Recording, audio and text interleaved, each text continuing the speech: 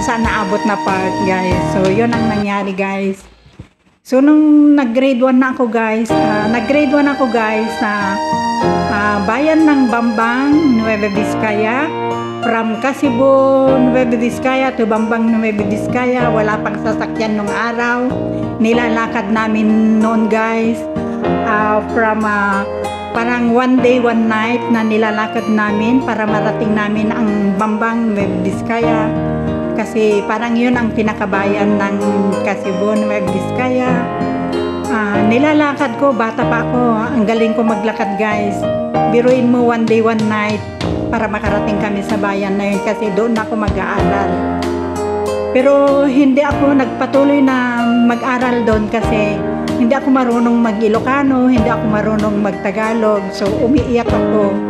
So, binalik nila ako sa Kasibo kasi meron naman ng elementary.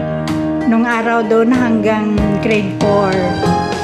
Oo, 1 to 4 meron na. So, binalik nila ako sa Kasibo, Nueva Vizcaya. Doon ako nag-grade 1, nag-grade 2, nag-grade 3, nag-grade 4 sa Kasibo, guys. Then, nung grade 5, wala nang grade 5. So, napilitan talaga ako na mag-aral sa Bambang, Kasibo, Nueva Vizcaya, guys. Bambang, Nueva Vizcaya. So, yun ang pinaka parang bayan ng Kasibo.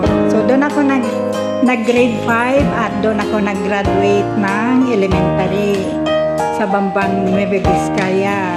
So, ganun yung istorya, guys.